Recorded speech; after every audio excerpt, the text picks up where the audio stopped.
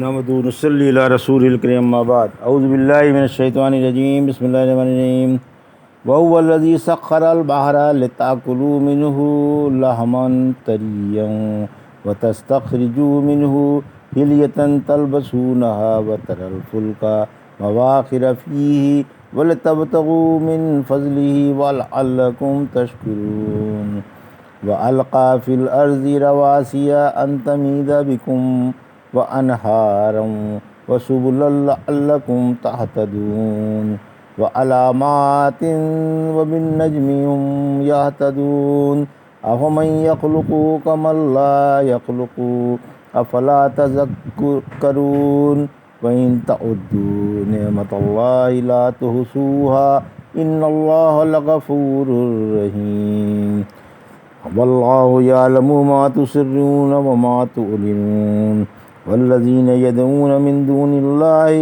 لا یخلقون شیئا وهم یخلقون اموات غیر احیاء وما یشعرون ایان یبعثون۔ ابھی آپ نے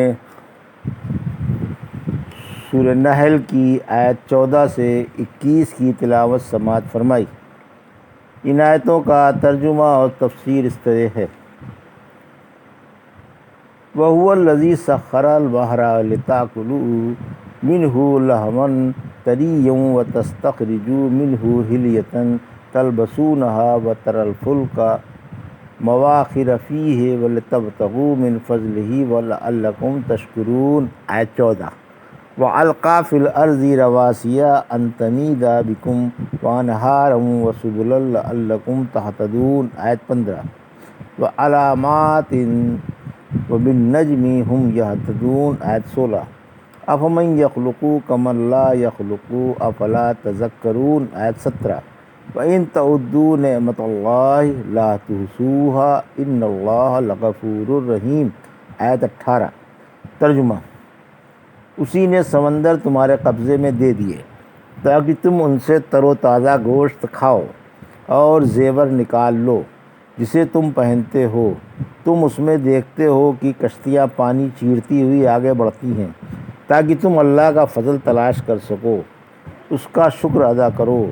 اور اسی نے زمین میں پہاڑوں کی میخیں گاڑ دیں تاکہ زمین تمہیں لے کر ہلے نہیں، اور نہریں اور راستے پیدا کر دیے تاکہ تم منزل تک پہنچ جاؤ، اور بھی نشانیاں بتائیں، اور لوگ تاروں سے بھی راہ معلوم کرتے ہیں۔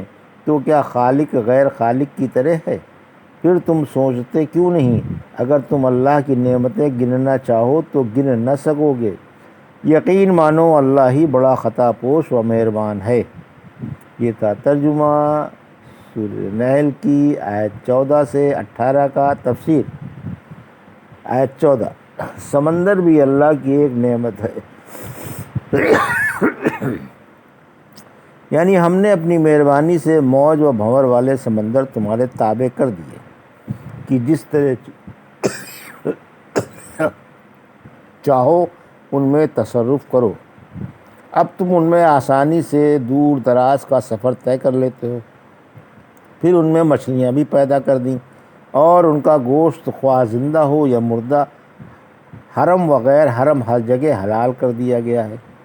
اور ان میں موتی اور قیمتی اور خوبصورت جواہر پیدا کر دیے ہیں، اور انہیں ان کی تہ سے نکالنا بھی آسان کر دیا ہے کہ لوگ انہیں بطور زیورات کے استعمال کریں۔ دریا اور سمندر انسان کے ہاتھ میں دے دیے کہ ان میں جہاز پانی یا ہوا پھاڑتے ہوئے آگے بڑھتے ہیں۔ دونوں معنی صحیح ہیں، اور اپنے سینے سے انہیں چیرتے ہوئے چلے جاتے ہیں۔ اللہ ہی نے سینے بسینہ جہازوں اور کشتیوں کی صنعت سکھائی۔ سب سے پہلے نوح علیہ السلام نے کشتی بنائی تھی، پھر یہ صنعت سینہ بسینہ منتقل ہوتی رہی۔ اسی کے ذریعے لوگ ایک شہر سے دوسرے شہر اور ایک ملک سے دوسرے ملک کی طرف منتقل ہوتے ہیں تاکہ ادھر کی چیز ادھر اور ادھر کی چیز ادھر پہنچ سکے اور انسان فائدہ اٹھا سکے۔ اسی لیے فرمایا تاکہ تم اللہ کا فضل تلاش کرو اور فائدہ اٹھاؤ اور اس کے احسانات کا شکریہ بجا لاؤ۔ آیت 15۔ پہاڑ بھی اللہ کی نعمت عظمہ ہیں۔ اللہ کا یہ بھی بڑا بھاری انعام ہے کہ اس نے زمین پیدا کی اور اس میں سر بفلک پہاڑوں کی اور بلند و مرتفع ٹیلوں کی میخیں ٹھونک دیں تاکہ زمین میں سکون پیدا ہو جائے اور زمین والے زمین سے ہلنے کی وجہ سے پریشان نہ ہوں۔ سورہ نازعات کی آیت 23 میں فرمایا اسی نے پہاڑ گاڑ دیے۔ سمندروں اور دریاؤں کے فوائد، پھر فرمایا کہ اللہ نے زمین پر سمندر پیدا کر دیے جو ایک جگہ سے دوسری جگہ پہنچتے ہیں اور لوگوں کی روزیوں کا سامان فراہم کرتے ہیں۔ ان کا منبع کہیں ہوتا ہے مگر وہ دور دور تک کا علاقہ سیراب کرتے ہیں، پھر وہ جہاں جہاں جاتے ہیں لوگوں کو روزیاں پہنچاتے جاتے ہیں۔ یہ کھیتوں اور جنگلوں کو اور بنجر علاقوں کو طے کرتے ہوئے پہاڑ اور ٹیلے پھاڑتے ہوئے ان شہروں میں پہنچتے ہیں جن کے باشندوں کی خدمت کے لیے انہیں بھیجا گیا ہے۔ پھر وہ ملک میں دائیں بائیں، جنوبی اور شمالی، مغربی اور مشرقی سمتوں میں چھوٹے بڑے ہو کر ایک وقت تک بہتے رہتے ہیں، پھر کسی وقت سوکھ بھی جاتے ہیں۔ چشموں میں سوت ابلتے رہتے ہیں، ندیوں، تالابوں اور جھیلوں میں پانی جمع رہتا ہے، کوئی دریا تیز رفتار ہوتا ہے اور کوئی سست رفتار۔ یہ اللہ کی تقدیر و تسخیر اور سہولت کے مطابق جاری رہتے ہیں، لہٰذا اللہ کے سوا نہ کوئی حقدار عبادت ہے اور نہ رب ہونے کے لائق ہے۔ راستے بھی اللہ کی نعمت ہیں، اسی طرح اللہ نے زمین پر راستے بنا دیے جو ایک شہر سے دوسرے شہر تک جاتے ہیں، پہاڑ کاٹ کر ان میں درے بنا دیے تاکہ ادھر سے ادھر اور ادھر سے ادھر لوگ آ جا سکیں۔ سورہ انبیاء کی آیت 31 میں فرمایا ہم نے اس میں گھاٹیاں اور درے بنا دیے جو راستے ہیں، یعنی بڑے بڑے پہاڑ اور چھوٹے چھوٹے ٹیلے علامتیں ہیں۔ جب خشکی یا تری میں مسافر راہ بھول جائیں تو انہیں دیکھ کر راہ معلوم کر لیتے ہیں اور رات کے اندھیروں میں تاروں سے پتہ چلا لیتے ہیں۔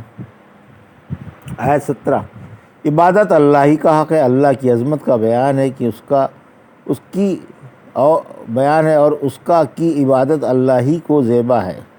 بتوں کی، تھانوں کی اور دیوی دیوتاؤں کی عبادت کرنا کمال نادانی ہے، کیونکہ اللہ کے سوا کوئی ایک معمولی سے معمولی چیز بھی نہیں پیدا کر سکتا بلکہ وہ خود ہی پیدا کیے ہوئے ہیں۔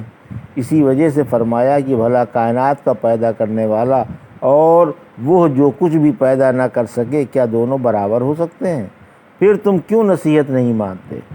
آیت 18 انسان پر اللہ کی نعمتیں بے شمار ہیں، یعنی اللہ کی تم پر کثرت سے نعمتیں برستی ہیں اور اس کے بے شمار احسانات و انعامات ہیں، اگر تم انہیں گننا چاہو تو گن بھی نہیں سکو گے۔ اللہ بڑی درگزر کرنے والا اور بڑا ہی مہربان ہے۔ اگر وہ تم سے اپنی تمام نعمتوں کے شکر کا مطالبہ فرمائے تو سب تو رہے، ایک طرف تم ایک نعمت کا بھی پورے طور سے شکر نہ ادا کر سکو گے۔ اگر وہ اپنی تمام نعمتوں کا شکر تم پر واجب کر دے تو تم عاجز آ جاؤ اور فرض ادا نہ کر سکو، اور اگر تم کو سزا دے تو سزا دے سکتا ہے، پھر بھی ظالم نہ ہوگا، لیکن وہ تو بہت ہی درگزر کرنے والا ہے اور اکثر گناہ معاف فرما دیتا ہے اور تھوڑے سے عمل کا جلیل الشان اجر عطا فرماتا ہے۔ واللہ یعلم ما تسرون وما تعلنون آیت 19 والذین یدعون من دون اللہ لا یخلقون شیئا وهم یخلقون آیت 20 اموات غیر احیاء وما یشعرون ایان یبعثون آیت 21 ترجمہ اللہ ان تمام باتوں کو جانتا ہے جن کو تم چھپاتے یا ظاہر کرتے ہو، اور جو اللہ کو چھوڑ کر دوسروں کو پکارتے ہیں وہ کچھ بھی نہیں پیدا کر سکتے بلکہ وہ خود ہی پیدا کیے ہوئے ہیں۔ وہ تو مردہ ہیں، زندہ بھی نہیں، اور یہ بھی نہیں جانتے کہ کب اٹھائے جائیں گے۔ یہ تھا ترجمہ آیت 19 سے 21 کا تفسیر۔ اللہ اسرار سے خوب واقف ہے، یعنی اللہ اسرار و رموز ظاہری باتوں کی طرح خوب جانتا ہے اور قیامت کے دن ہر عمل والے کو اس کے عملوں کا انصاف سے بدلہ عطا فرمائے گا، یعنی بھلائی پر ثواب اور برائی پر عذاب دے گا۔ اللہ ہمیں بھی اپنے دامن رحمت میں چھپا لے، آمین۔ آیت 20 جھوٹے معبود مخلوق ہیں، کسی چیز کے خالق نہیں۔ یہ بت جن کو مشرک اللہ کو چھوڑ کر پوچھتے ہیں کچھ بھی پیدا نہیں کر سکتے بلکہ یہ خود ہی پیدا کیے ہوئے ہیں۔ خلیل اللہ نے فرمایا تھا سورہ صافات کی آیت 95-96 میں کیا تم ان کی عبادت کرتے ہو جن کو تم خود تراش لیتے ہو، حالانکہ اللہ ہی نے تمہیں اور تمہارے عملوں کو پیدا کیا ہے۔ بت جمادات ہیں، آیت 21۔ یہ تو جمادات ہیں جن میں روح نہیں، نہ سن سکتے ہیں اور نہ سمجھ سکتے ہیں، نہ دیکھ سکتے ہیں، اور انہیں تو یہ خبر بھی نہیں کہ قیامت کب آئے گی۔ پھر بھلا ان سے ثواب و عذاب کی کیا توقع رکھی جائے؟ ثواب و عذاب کی توقع تو اس اللہ سے رکھی جا سکتی ہے جو ہر چیز جانتا ہے اور ہر چیز کا خالق ہے۔ یہ تھا ترجمہ اور تفسیر سورہ نحل کی آیت 14 سے 21 کا، جو ابھی آپ نے سماعت فرمائی۔